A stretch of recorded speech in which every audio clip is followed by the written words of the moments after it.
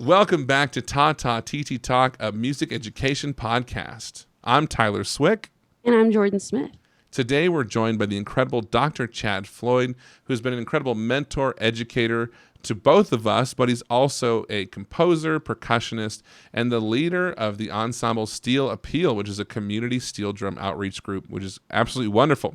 And, it's been an awesome journey to have him in my life because he actually was my professor at Campbellsville University and actually helped bridge the gap between Tyler and I by starting Steel Appeal. I worked for that group for him. I've learned a lot on how to hit things from him of different surfaces and types. So yeah, without further ado.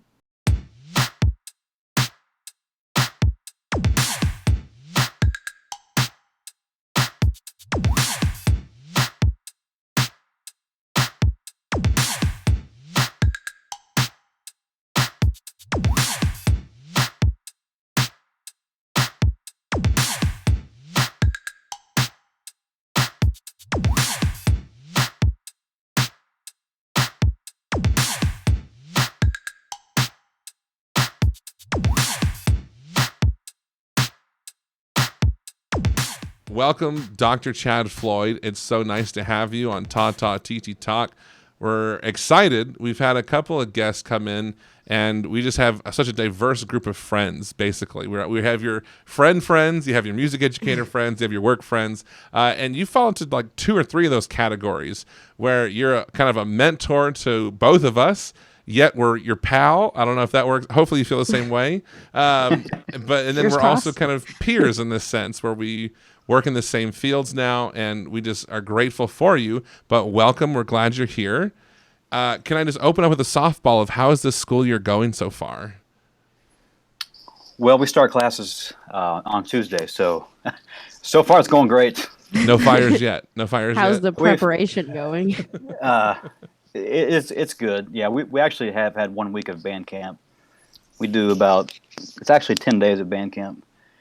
And in Kentucky, protocols for band camp are outside. Everyone's happy. Yes. That's how we're doing it at my school, and I think that's the way across the board in Kentucky. That's fantastic. We are using common sense and keeping a little bit of space between people. I mean, we're not in huddles all the time. Yeah. But I mean, it's I would say it's a normal band camp for the most part. Well, that's fantastic. As far as drill writing, I don't know if that's probably not one of your responsibilities, but is COVID a good time to write really large drill where everyone's spread them out as much as you can? So last year we had the largest drum line in our school's history, and it just happened to work out that was the 1 year we had to spread out the entire drum line and make it even larger. So the drum line was going from the 20-yard line basically to the 20-yard line. It looked ridiculous in some spots, and someone screaming, "Listen in!" Yeah, listen in. There wasn't much of that going on. We're gonna do our best to get through that. Okay, wow. So I'm glad band camp happened. It got off to a start. And so in Kentucky, I know you said that things are fairly normal. I know different counties have different reactions to things, but it's going to seem like so far like a semester with music and people are playing instruments and we're in person. Is that the case? I mean, as of now, yes, we're pretty normal, but I just don't know what's going to happen 2 weeks from now or a month from now. So how is that going? I think like for me, I don't know if both of you are feeling this. I think this is just in general for music educators. It's really hard for me to map out concerts right now or to know what to do next or where to go.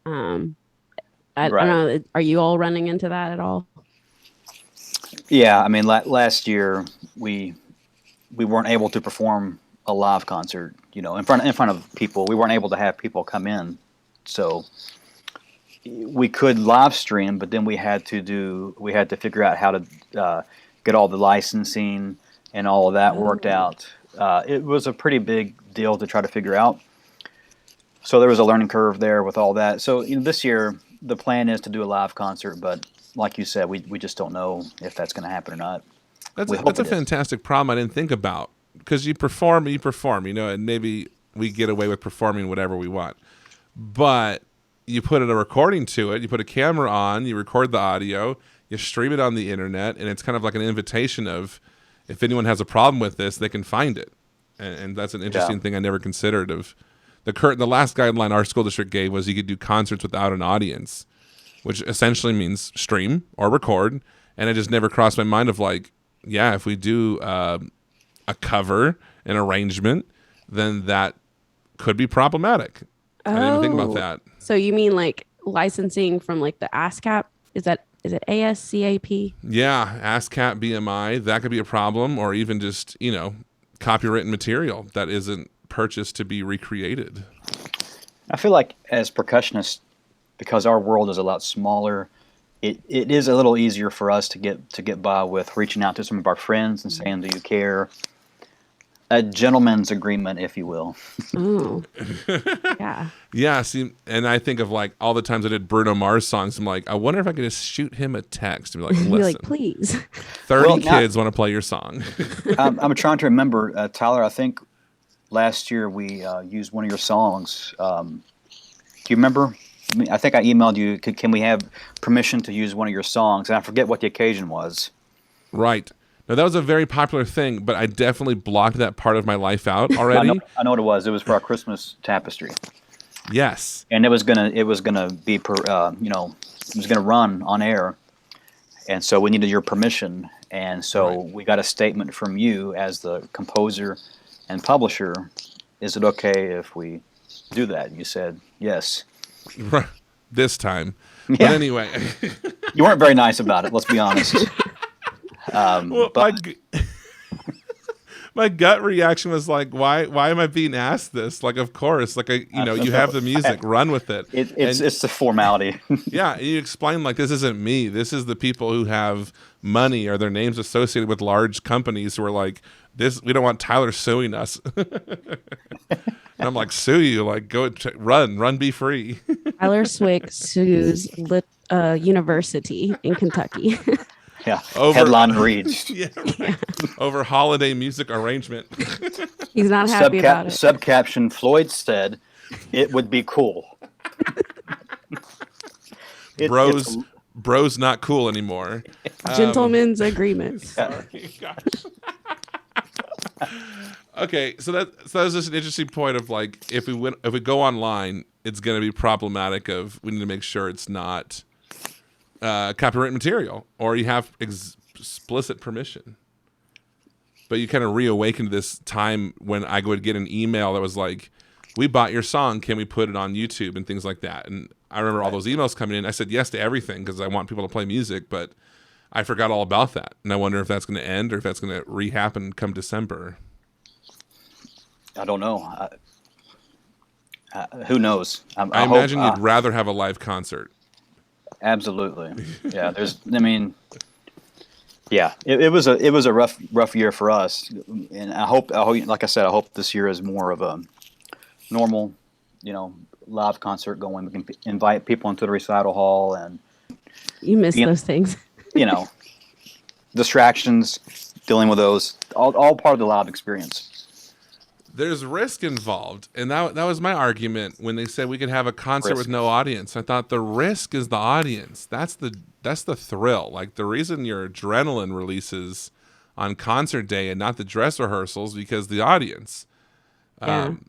So it's like, why do a live stream if you could take the risk out? Why not take a month and record it perfectly, and then you have this amazing recording? I'm kind of stuck on that idea of this school year might end up being can we make a perfect recording of 3 songs instead of can we do an hour performance? Right. I think that's what I'll be doing, just because I think it made it way more special for the students, because it kind of took out that, oh, what if I mess up, or you don't have anybody to feed off of, with the audience. And so I think it's the next best thing is, I don't know, just getting them to experience having like nice professional versions of their songs. And I know, like, in college, but we would record, to have, I guess, like a history of what we've done. And I think it's something that I didn't do enough of. So I think that, for students, it's like when I was a kid, it was VHSs. And how often did parents like, oh, let me bring my camcorder to get you in Yeah. your 5th grade concert? And so it's like you don't have a history of what you've done, if that makes sense. Right. You know, my mom, back in the 5th grade when I started beginning band, right there. We're talking 5th grade. Yeah. So this is back like in, I don't know what year that would have been, 87 or so. Mm-hmm. So big old camcorder. Yeah. Bright And red light saying it's on. I've still got all the footage, even all the way through, Oh, That's incredible. elementary, middle school, high school, college recitals. My mom filmed all that stuff. And so I get to look back and see a true progression Wow. of 5th grade all the way through doctoral school. wow. Have you done that yet? Yeah, I have started out with VHS tapes, like you said, and Unreal. I put it over the digital format, so I still have all those to look back on. Well, that seems just so invaluable. I mean, you talk about having keepsakes. That seems like the ultimate But that record. obviously that wasn't my idea in 5th grade. My mom had the foresight to do all that. So I think as teachers, maybe we can help our students. Hey, let's document this, let's record this, keep that, start a file so you can log your progress and look back on this, because one day you're really going to appreciate that. That's fantastic. Well, especially with like COVID happening, I think, I don't know, it's not something people exactly want to document, but I don't know, just to be able to see some sort of progress. And I was going to ask, I mean, what's the difference that you noticed with teaching? Did it change anything for you? Obviously it changed your numbers, which is crazy because I have, other universities, their numbers were down. I have 2 students at a university. They're like, yeah, we're actually the only 2 in the percussion section this coming year. Which, could be unique for them to explore something that they wouldn't normally get to, only having 2 people. But yeah, we experienced a decline. We have less in the studio than we did last year, and I think a lot of it is just when we went to online. It's just the students weren't expecting it. Some of them, they had more. It sounds a little bit weird, but I think they actually had more responsibility to log in. They didn't have someone in some classes. They didn't have that person standing there in real, physical space to remind them, hey, you need to do this. This is do this. It just didn't work with them, and some of them ended up not continuing. Yeah, no, I definitely, if I were in that position, I would have been one of the students that did not succeed, because the guilt of you have to go to class and the guilt of I'm in class so I have to do the work was what kept me going. Because the days I convinced myself it's okay not to go to class were like the worst semesters ever, because I would just kind of relieve myself of the guilt and then I wouldn't do anything. And then when the grades came back, it was completely my fault that I was a C student. At least what I experienced when you're teaching one-on-one, which is a bulk of what I do. I teach, the applied percussion lessons, and that's the majority where I spend my time on an average day. It's so hard to do that online because of just so many factors involved, and it's difficult to explain until you actually do it. But, there's all the nuances in the sound and the demonstrations and the latency, and there's just a lot of things involved. It can be done, but in my opinion, it's just not the same as in person. What kind of impact did that have on the literature that students played? I'm sure you have your favorites, but did you find yourself picking songs that work better over the internet? Or well, this, if we remember when this really happened, we were shut down in about the middle of March, middle of the semester. So students were working on marimba pieces, timpani, drum set. They don't have they don't have a marimba at home. They don't have a timpani at home. So there was an immediate adjustment. So we're not doing the timpani piece. You're not going to play that next week because you don't have access to timpani, and you can't come into school and work on it. So we're going to now shift. I mean, we definitely made it work because we just shifted their responsibilities from timpani more to snare drum, and we got to focus on more of the snare drumming. And the students who had drum sets at home, we focused on drum set and snare drum primarily for the second half of the semester. So how was that as far as like practice rooms go? Because I know It's interesting. I had two students that went to college last year, and they were freshmen at University of Kentucky and University of Louisville, and they both did it very different. It was like one of them you had to like sign up for a practice room time, and you had to wait so many minutes for somebody to leave that practice room before you could go in there. Or they would try to put, I guess, like some sort of covering over the marimba, like plastic, which don't really know how well that worked out. So I was going to ask, like, how did it work out as far as them getting to use those instruments? They had to sign out the keys. So we had a history of knowing who was in the room for contact tracing. That was the main thing.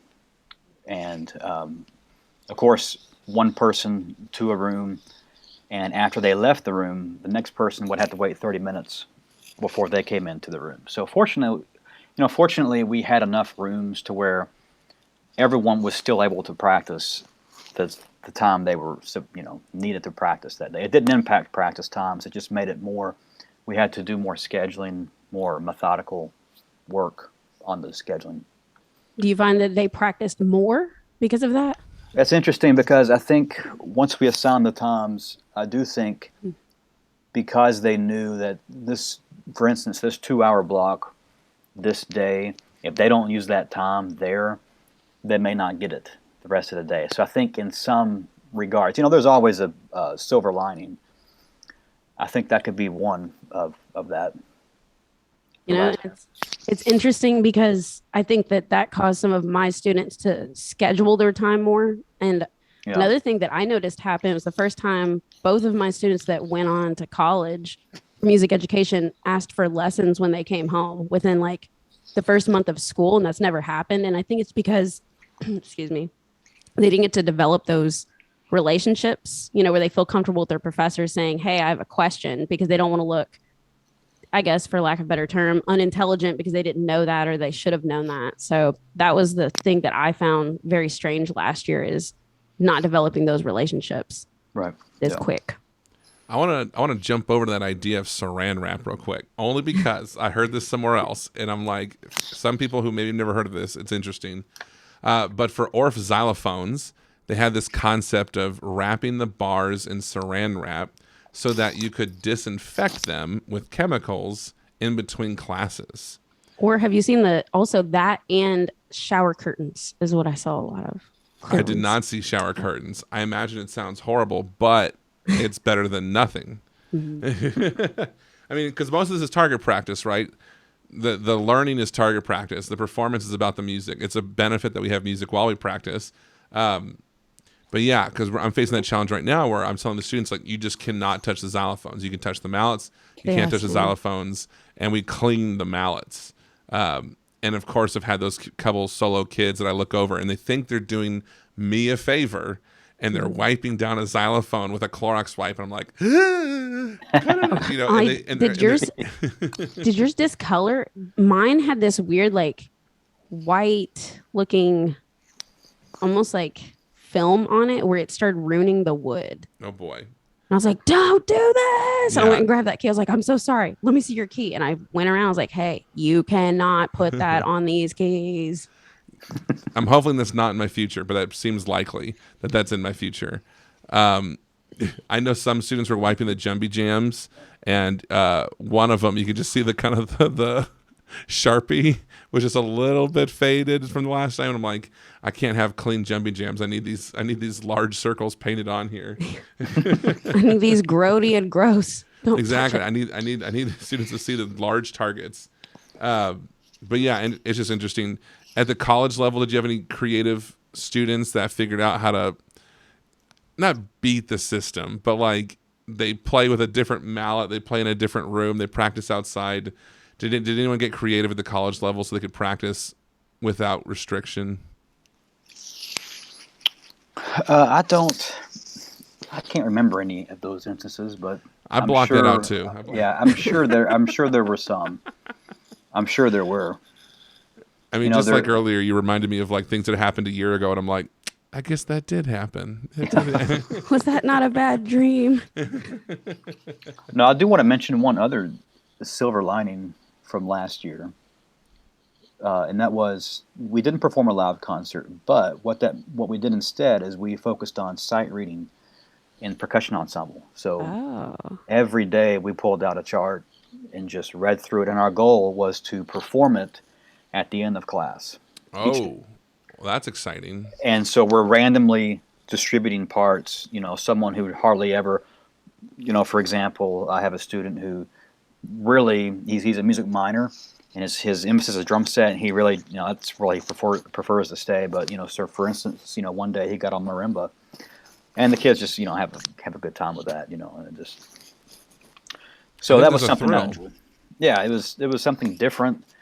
They were having fun every day, and when you look back, you actually did get some performances out of that because we built it up to where at the end of class we would actually take a break, clear the room for a little bit, and then come back in, and we treated it like a mini performance. So That's very cool. that's very unique. Do you find and this is for everybody, do you feel our long-term plans revolve around that concert? So if that concert goes away, what are we preparing for? Kind of becomes the question. oh yeah, I think about that a lot. I think about that a lot. Yeah, the concert is most of the time the culminating event, but really the learning should be what's the most important. I mean, when it gets down to it, every class should be about the learning. 100%. How has And that changed, you think, yeah, for you that's from pre-COVID to now? Well, I mean, for this year, for example, we don't know if we're going to be able to perform live. We hope so, but I think it does have. I think we think about it more each day we go into the classroom. What if we don't have the concert? Then we don't need to be always looking down the road. We need to focus on getting better each day. In the time that we're here. Do you find that you appreciate it more in a different way, like your day-to-day interactions rather than, I think for me, it's like Tyler and I have talked about this. I was working 80 hours a week before COVID hit, and there was no end game. It was always circulating where one deadline didn't mean anything because I had another one next week. And so there was no sense of ending something, if that makes sense, because you're always looking at, excuse yeah, me, the ahead. race is always the summer. Like that was the only thing. And then when you hit summer, you specifically would have band camps. So it's like when did you stop to breathe? Yeah, I think it did feel like a longer year, and it did feel like we had more time to just focus on musical elements and just basics, you know, versus pushing to a concert. So do you think that's going Absolutely. to change your teaching for the future? Like if let's pretend in the perfect world they go back to normal. What are you going to take that you did during COVID and keep doing? I mean, that sight reading thing That's seems cool. Yeah, yeah, that we really is we cool. probably will do some sight reading maybe after the concert, once the concert is over, or we may do it first couple of days of class, just to get everybody in feeling good about percussion ensemble, and it might give me an idea of where to place people better. So that might be one thing that we do. I know, like the beginning of the year, I'm jumping back to long range plans, and the reason why is because I'm in the middle of like having to adjust for the third time long range plans, because we have a concert, then we don't have a club, but then we have a club, and then we have a concert, and now there's an audience, or maybe there's not an audience, and we're like, so we prepare a concert, and when this idea comes up of what if you just planned on not having a concert, it would change how you do it. And it makes you wonder if you had a great time, would post COVID be maybe it's one concert a year? The fall semester is here's how we get better as musicians, and the spring semester is and now we show it off in a concert format. And I don't know if college would entertain that because a lot of college stuff is semester based. Very few things are year based and more like you need one credit in the fall, or maybe you need two. Right. But maybe that does elementary students don't think of us as semesterly or quarterly. It's like it's the whole year. Yeah, that's interesting. I think one of the benefits. Well, there's a lot of benefits of performing a concert at the end, but it is that one time where parents can come in, community can come in. It's kind of like the outward appearance of this is what we've done this semester, and there are so many advantages I think to performing a live concert. But like you said, there are some also advantages of maybe not making that so important that we lose track of the day-to-day learning musical elements. Oh, absolutely. I'm maybe most guilty of I get the most out of the concert. Like it is an opportunity, not me as a performer, but to say like I'm on stage in a sense. I get to talk to the audience. I get to tell my funny joke and count the song off, and I get to do the cues all dramatic. And like when it's all said and done, I feel like I put on a show just as much as the students did. So I act like I could live my life with less concerts, but I'm just so angry that we've gone like almost 2 years now with no concerts. I'm like, how do we get this thing back together? How do we get back on track? Right. Yeah. God, I was going to ask too, along with the concerts and not having them, like I'm trying to imagine in my head, if I was a junior, senior in high school, what that would be like going into college now. Like, saying went to major in percussion. So what have you noticed is different, maybe even in those terms of students maybe not performing concerts or having that? How do the students? Are you asking how the students dealt with it? Yeah, I mean, like, what do you notice is different about your incoming freshmen? I guess you won't fully know until next week. But. Well, but this freshman in the studio I have had in band camp, and I think it's too early really to know, really to know what the difference is really. I do know from last year, I think it was just a little bit more flat as far as the energy goes. I mean, they did like doing what they did, but I guess there wasn't as much excitement as there usually is because, it was something they weren't used to. And that's just one thing I noticed. Right. Well, the college experience is a whole. And that whole walking from your dorm room to class, and you go to the football game on Saturday, and y'all get brunch on Sunday, and you go to, that whole social environment, I imagine, was wildly put to a stop. And it was just the academia that returned. Yeah, I mean, these students are not just missing percussion ensemble and steel band concerts. I mean, they weren't performing in marching band at the football games. They weren't traveling to exhibitions. So what about you as a teacher? What did that feel like? March hit, and it's like for me, I feel like it kept being like, oh, this is only be 2 weeks. And you're like, okay, are you sure? Yeah. It was like, it would only be a month, and they wouldn't tell us like all at once. And so it just slowly started setting in on me. I remember thinking, well, this is what? Okay, I guess there's no way we're going to cancel. I mean, there's no way we're going to shut things down and go online. That's just not going to happen. And then I think when it got real for me is when I heard that Western shut down, and I was like, wait a minute, this could happen to us.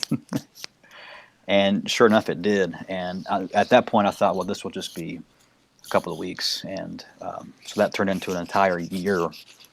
And here we are again, in a similar situation in my county, at least. I don't know what it's like. I imagine Hardin County is pretty similar with getting some spikes in cases. Yeah, it kind of freaked me out. It's like we had, your teacher meetings, and it was like, okay, they can wear a mask if they want. We're still gonna distance this, and then I was still supposed to be in my music room. The next day, they came and they're like, we're just kidding. We don't even know why we said that. And then the next day, it was like, hey, the ICUs are filled with kids, and that's when it really got. Yeah. I guess like for us, it was just like so rapid. And they said that happened between like a Monday and a Wednesday. And it was up 300%. And then now they said that they're going to have to build another area or take another department in the hospital and turn it into ICUs. And I don't know, it just, you know what I mean? It just happened so rapidly. None of us have gone through this before, but we've never seen a pandemic. So it's all, even me, the elder statesman. Elderly. I've never seen anything like this. I thought it was all in the movies, Yeah. Absolutely. Pandemic thing. And this is really going to happen. I have those moments in the classroom where I'm teaching and I'm singing through my mask and breathing my hot air on my eyes and looking around a room of children wearing masks. And I go outside my head and just go like, if you could tell 3 year ago version of you, this was about to happen, you would never believe that person. No, I said nobody the same thing. Nobody would believe it. Nobody. No, even like that month, I remember listening to the radio and they were like, yeah, Japan's closing down their universities and this and that until the end of March. And I was just like, wow, that sucks. And then I go to work and it's just talking about how bizarre that is. And then how crazy the next day they're like, oh, by the way, we're calling off school. Oh, for sure. The Yeah. desensitized part of it, it's like I have to like remind myself what it was like before on occasion, because I feel so bad. Like for the kids, I was talking about the Performing Arts Center. I was like, oh, whoa, y'all never got to go over there, have you? And it was just a very strange moment to think about how used to this people got. I don't know, like the masks and whatnot. I don't know the exact number, but another silver lining from having to go through this is so many of the teachers. I don't know what the numbers are. I saw a statistic last week in our professional development meeting. I think it's somewhere around half of the teachers before COVID had taught online before. And now, of course, that number has just gone way up. Everyone has at least got that experience. Right. And it's helped push that forward. So, which I think is a good thing in some situations. A topic that's come up in some conventions where basically that music education will forever be better because of this, because of all of the natural talent and abilities that were always taught in person by, one professional. It was kept to them. It was their knowledge. They kept it. And then it went online during the pandemic, whether they created a lesson or whether they started selling their lesson plans or whether they, showed a video of this is how I'm handling it. And then everyone kind of got to see that. And I felt like that was a real big part of those like large Facebook groups are saying, I'll create a video about rhythms and you create a video about dance and I'll create a video about xylophones. You create a video about guitars. And then all this content was created.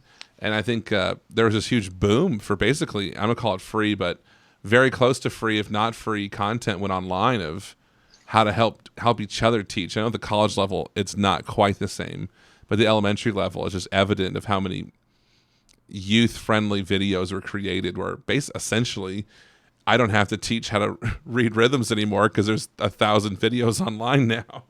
I feel like percussion, though, percussion saved my life in that way because, I think it was the safest instrument. But I noticed, some of the music publications like Julie Davila came out with a monthly subscription for percussionists, and I just saw a lot of that kind of developing, maybe even for high schoolers. So it's kind of interesting to see having those resources available that weren't there before, what that'll do in the next several years.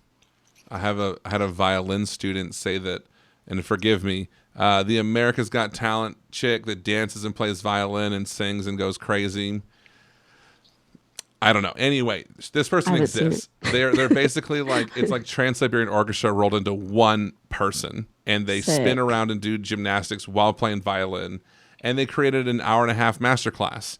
And so it was like for $12 a month, and I don't know the exact, but it was like at a reasonable price, and that person gives you 90 minutes of inside their techniques, inside their brain, inside what they do.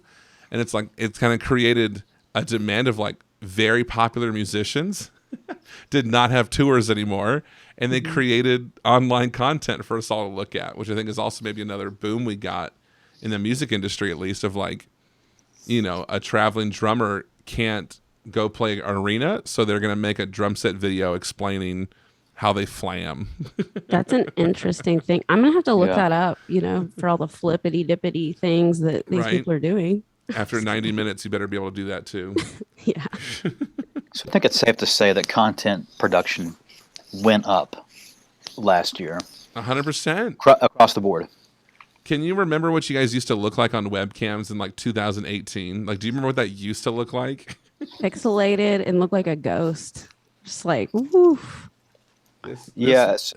This was the camera I used, and it was like $29.99 on Amazon, and it looked like a video game from the 90s when you were on it. And it's like, now it's like, if it's not 720p, then, get off the webcam. Get out of here.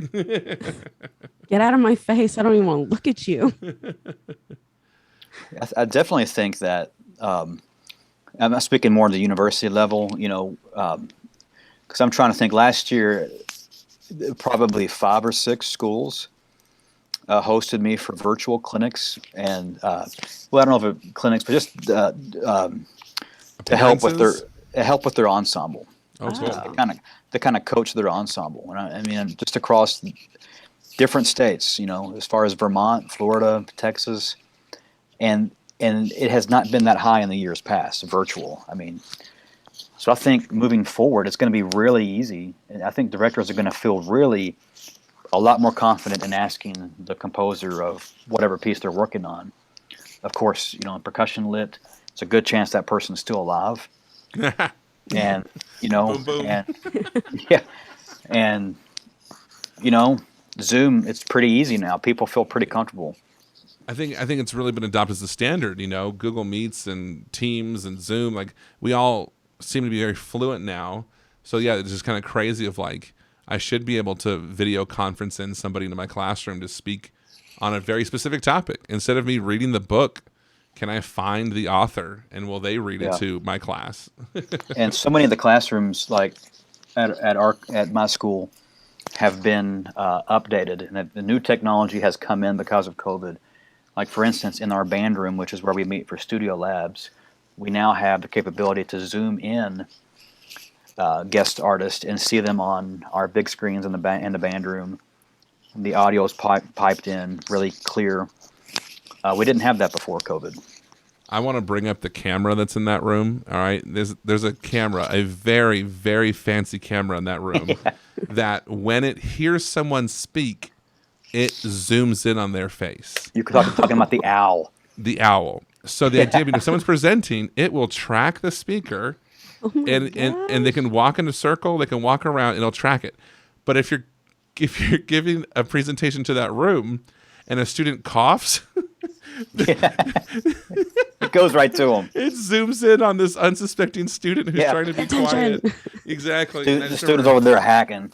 Exactly. Just And I- zooming in slow mo. yeah, I see like a full band room, and then it's like student coughing, full band room. Yeah, I'm Leave that in remembering. the reviews. So I'm remembering now that I think we had you in, Tyler, last spring, and that's why you're remembering the owl. Yes, and I completely forgot about it. We talk about blocking things out. I am serious about this. About, like, I saw my time at home as like a short month, and it was really like 18 of them. Yeah. Well, I guess what is that term? Compartmentalizing. Whenever Yeah. you just kind of separate all these situations and don't realize that you're doing that, and then Yeah. somebody tells you about an owl that zooms in on people's face And I at go, college "Yeah, university. I've seen this owl. Yeah. Yeah. Out of context, that would be really creepy. For sure. Something we touched on earlier was students when they go to college as freshmen, and the last time they were in a band room, they were juniors in high school.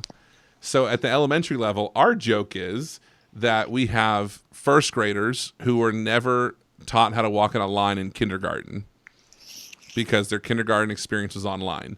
So we're teaching first graders how to walk in straight lines. And there's this idea we can't let go of first graders are supposed to know how to do lines because that's the standard. And this new COVID standard does not care how we feel about it because it's what it is. Is there a college parallel? I know, and I say that I know you've only been in school for like 4 days, but is there a college parallel of you have juniors from high school now on a college campus who are going like, where was my senior year? And now I'm in person on campus. Is there any proof of that happening yet?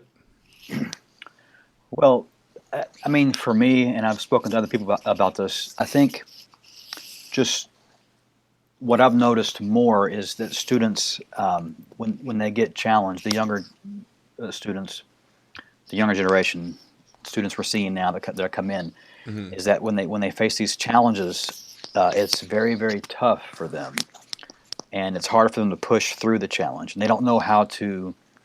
A lot of times, a lot of the students who face those challenges, they don't know how to deal with those challenges. So instead of fighting through, they'll just take the path of least resistance. And I've seen that more as the more I've taught, the more I've seen that. I understand. I've seen that, especially marching band. We noticed that, like, when they get uncomfortable, they're not used to being out in the heat, or maybe they're not used to making their bodies drink enough water to do these things. And it's like the first time they feel uncomfortable, oh, I need to quit this, rather than there's a difference between discomfort and pain and realizing that you got to look ahead on those sorts of things. And I don't know, I've noticed that, but I think that this time around, what I'm noticing more is the emotional impact that's affecting that rather than the physical one, if that makes sense. Mm-hmm. You think there's been less opportunity to fail in the last 2 years? It's really hard to fail alone or on a webcam. Mm-hmm. Teachers were afraid to fail students. I know that was a thing of like, are we doing real grades? Are we doing COVID grades? You know, failure was kind of removed as an option. Yeah, that's a good point. And I was a master failure at a lot of things. Of like, that's a great point. I took Spanish 3 times in college because I was really good at failing it.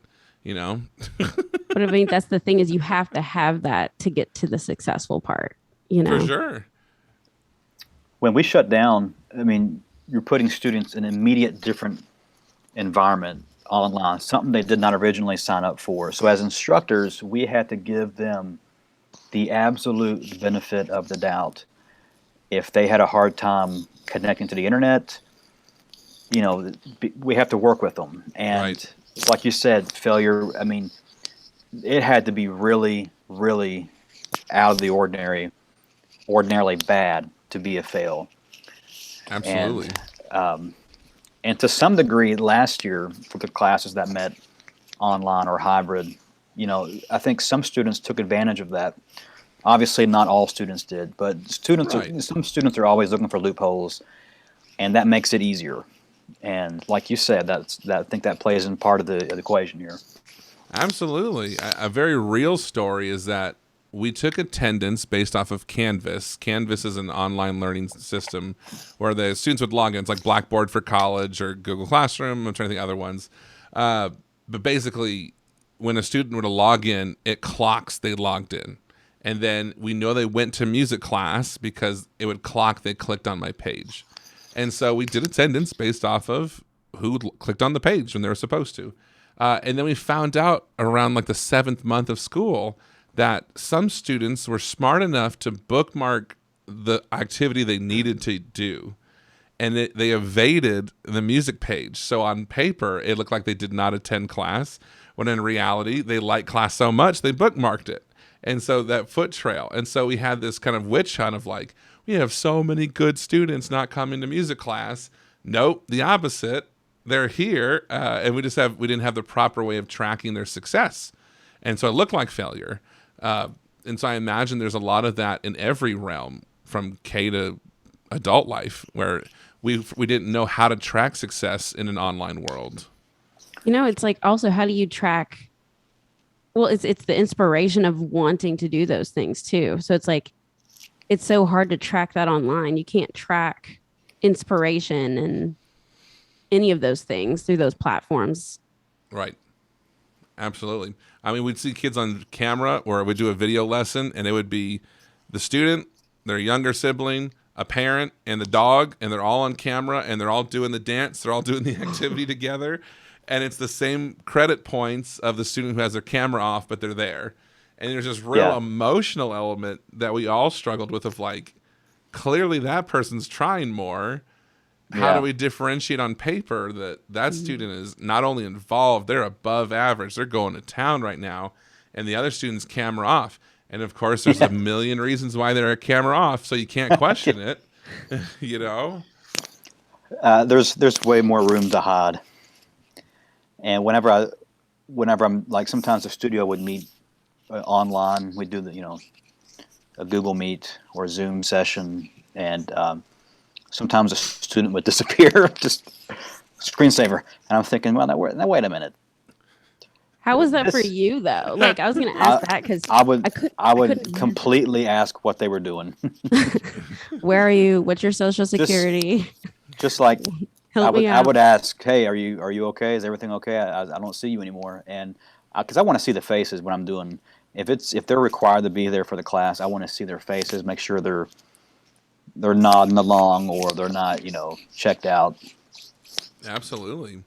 Did anybody try to like put a still image of themselves? Did you see the ones where people would put like the internet wasn't working? They'd put like the dots, like that it was buffering. Yes. We had some elementary school students that try to spell reconnecting ... and they couldn't spell it correctly. So it was like reconnecting ... Reconvenience. And it was like, I'm pretty sure you made this picture yourself. Yeah. You got me. Yeah. You're a composer. Did you feel like you had an uptick in compositions or motivation or even That's an what I wanted uptick to in ask, too. sales even At what point? during most of shutdown? No, I think it was. Are you talking about my productivity level or just Yeah, sales? absolutely. When you're locked at home, are you like in the beat laboratory trying to Oh, figure yeah. out how to play a wood block and a Beat marimba at the labs. same time? No, no. I forget how many, but I wrote several pieces last year. Also, was fortunate to have several commissions too, which kind of helped. So I don't know if that was just a coincidence or people were looking to have more music written out. I'm not sure why, but it just worked out perfectly, timing wise. But yes, productivity for Yeah. me at least went way up. Did it Now, shift what you want to do with that time? Like, is it something where like I would like to write more or have those times to do that? I've always been. I mean, personally, I've always made time. If I didn't have time at home at school to get my writing in, I would make time later in the day to compose music. So I've been pretty consistent. It's been something that I've made a priority to do for, gosh, I guess now since 2010. I'm going on like 12 years of that. Just a little, Nice. and it's not a lot each day. It's just a little bit. Maybe it's an idea, or just maybe I notate a measure out, or maybe it's a future idea for something down the road. But if I can at least get one little nugget done each day, that's what I'm really going after. Going to be like falling in gold afterwards, just like all the gold nuggets. And you just be so rich that you're like, what do I do with all these gold nuggets that I No, got from composing? Just rolling around in your money. I think Tyler will attest to this too. That we're not really getting rich. Yeah, yeah. You're definitely doing it for the love of writing music, and you're also getting better on your instrument. It's a good way to Right. keep your chops up. I just love doing it, and you get to meet so many new people, and there's so many advantages to it. Once I started writing, I was like, there's more advantages to this than just writing music. People, let's say you get your piece published, people will contact you. They hear about Campbellsville University, and before you know it, you may have a couple of new students. I have a graduate student right now from Florida who found out about Campbellsville University through Tap Space Publications and my music, Nice. and several other students have auditioned, and some of them have attended. But you get to meet people I think you wouldn't otherwise get to meet. Is another. There's just so many great things. But number one is I just like to do it. So rich for the love. Rich for the love. Yeah. that's very cool. I'm debating on which direction even go in this. You're married to a music educator as well, who not only is a music educator but runs like a dance studio and a yoga studio and raises children and does 19 different things as well. So very like a percussionist of lifestyles, if that makes sense. Where you play 30 instruments and she wears 30 hats. Um, She dabbles. she dabbles. Did you notice her perspective of online education? Did you have different opinions? Did you have different experiences? Were one of you ready to throw the laptop sooner than the other? Set it She on hated fire. it. Yeah, Yeah, there you yeah, go. she hated it. Spectacular. Well, there were some good moments, but there was a lot of frustration also. I'd have to single out choir. Seems like the single most difficult thing you could possibly do online. Well, just trying to,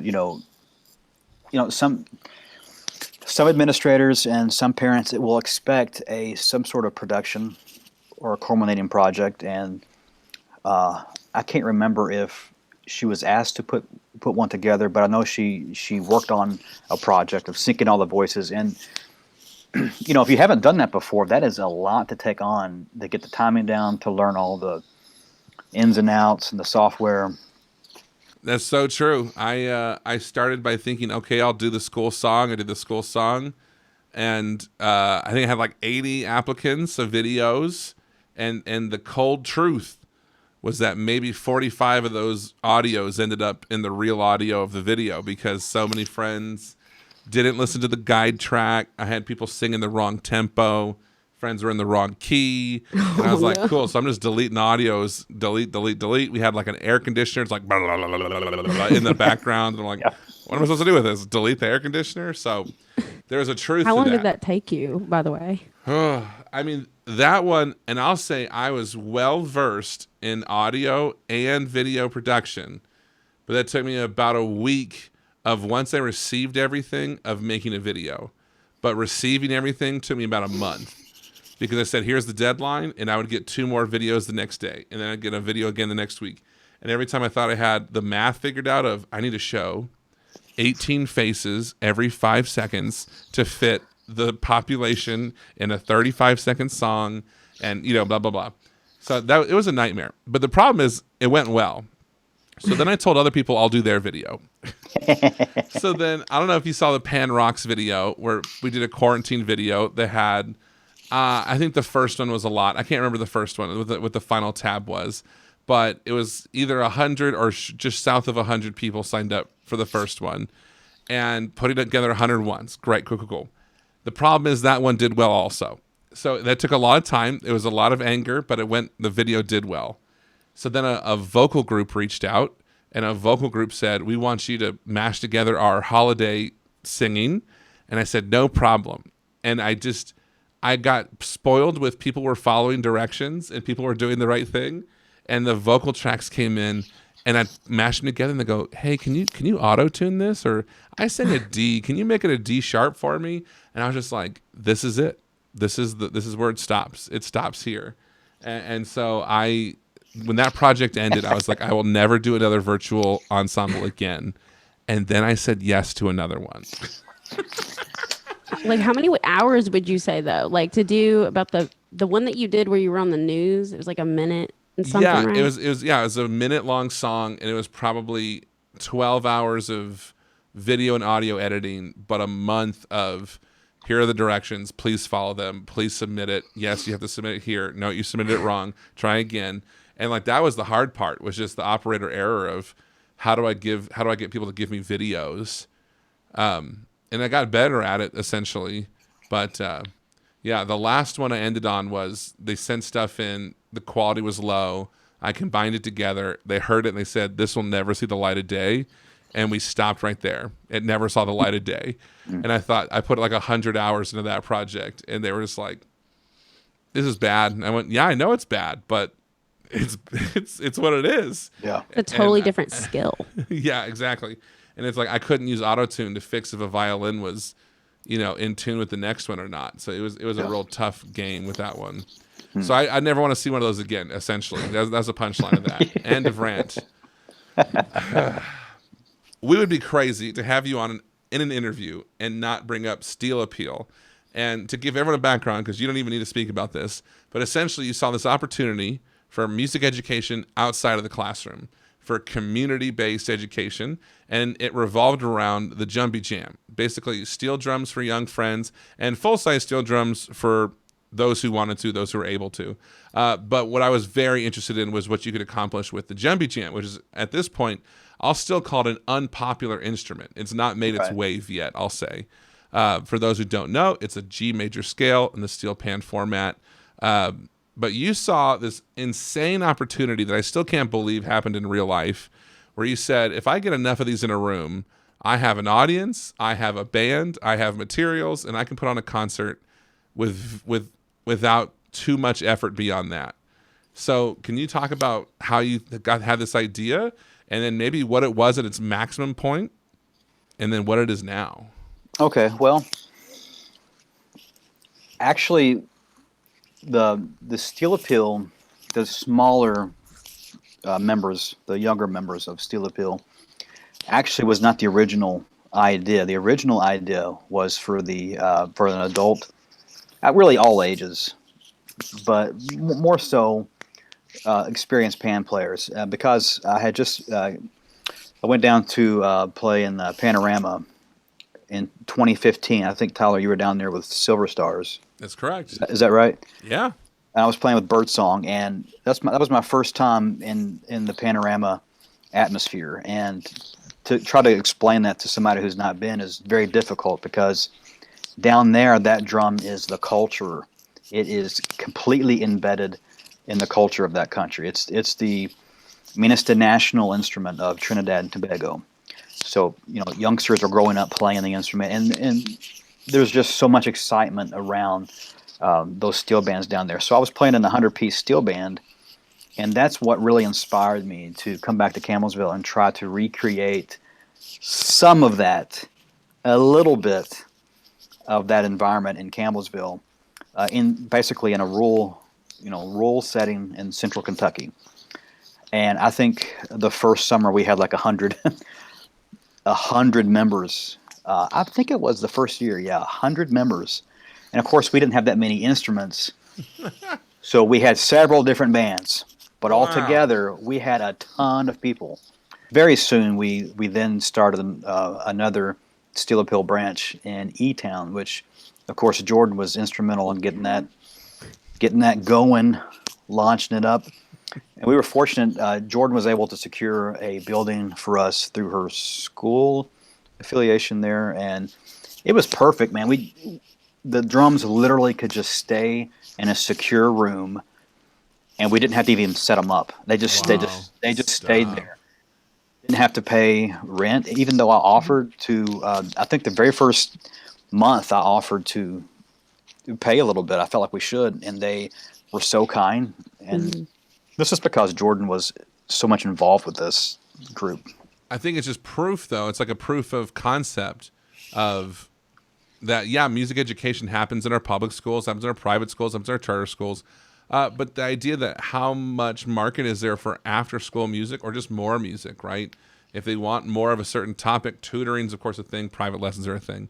But community-based music for those who are, let's say, even homeschooled or just want a community ensemble outside of school, I feel like you really proved that even in Kentucky, the steel drum could be wildly popular in the community. Again, I'm going to say among non-musicians, where students who are just learning, as opposed to professional musicians all having an orchestra together. Yeah, these are people where I'm a banker, I'm a lawyer, I'm a student, I'm a, and we all play steel drums.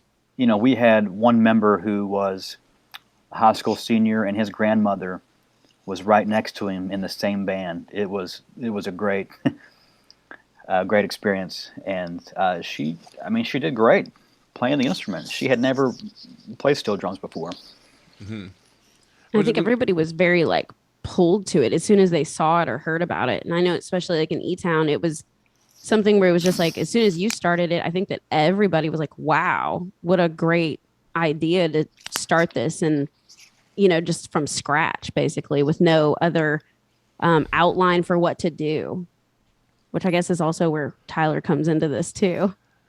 I mean, I couldn't believe it, because you'd reach out and say, I have a demand. And I go, what do you need? And he goes, I need a concert's worth of music, and then in a couple of months, I need a different concert's worth of music. And I'm like, who needs 2 concerts worth of music for jumpy jams? Yeah. That was the hardest part for me, because showing up. There was nothing there. Yeah, I loved There's no music there. Just didn't have time. And that's what started making me have my own little scrubby backing tracks compared to yours, where you're, have these full productions. But it was just to find materials for that was very difficult at that time. Right. I totally agree.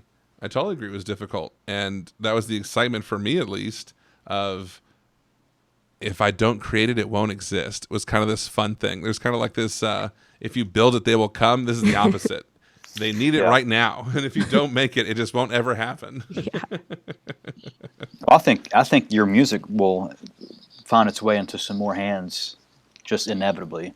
Yeah. Now that it's been created. But it wouldn't. I'll argue it would never have been created if you didn't have an army of jumpy jams. I'll say. Yeah, and I would have never creeped on Tyler to reach out to him, and I don't know that we'd have this podcast. Yeah, That's how much of the 6 degrees of separation is going on here. Full circle. it is. It's very true. Funny. It is funny. So Steel Appeal today looks primarily like camps, mostly in the summertime. Of course, we did not hold one this past summer for COVID. Of course. But, we offer camps in the summer. I just couldn't keep doing the camp. I mean, we were doing it. One thing I didn't mention is we were doing this year round. We're talking fall, spring, summer. We took a couple of weeks off, but my reasoning was students are paying a monthly fee. We need to make sure we're instructing them as much as we can through the month, so they're getting their money's worth. Just like a group lesson, if you want to think of it that way. But I simply couldn't keep up that pace, and I know Jordan continued her group with a different name, and she made it her own, and she's doing different things other than what we just started out doing. Mm-hmm. But right now I'm doing the Steel Appeal as camps, and also we stay pretty busy with school assemblies. We'll do 10 or 15 assemblies a year as a combo, like 4 or 5 students. Sure. Well, I mean, it seemed like you created a full-time job, if not more. I mean, the fact that you needed to employ people to follow your passion, it's like, how many people can say they ever created a business like that? It's funny. You don't know when you start something where it's going to lead, Yeah. That's a very good point. And to quote The Office at the sad point, and when they're like, they don't tell you when it's the good times. Yeah. You know what I mean? That was like the heavy moment of like, there was a real era of like I needed to make jumpy materials on a daily basis. Yeah. And somewhere on my hard drive is an abandoned jumpy method book, somewhere around there. Yeah, that's our like next endeavor where we're like, let's get this podcast started. Now let's get all these materials out there for the people like us and whatnot. Dr. Chad Floyd. Chad, is there anything you'd like to end on? Is there any message you'd want to say to any struggling or maybe even happy music educators out there? Something you want to, any wisdom or a funny or a sad? Yeah. Anything else? You're leaving this wide open, aren't you? It's wide open. Do you want me to make it more restrictive? I could No, try. That's okay. I just think if there's one of the main things I've learned, and I've taught at CU now for 15 years, is that there's a lot, not only my full-time job, but there's a lot that you can do as a music teacher outside of your full-time job. If you love doing it, if you love to put your mind to it and put in the extra work, I have found that there are ways to supplement your work, and not just for money or it really just to help yourself grow and to share your love of music with other people. There are always ways to, if you think outside the box.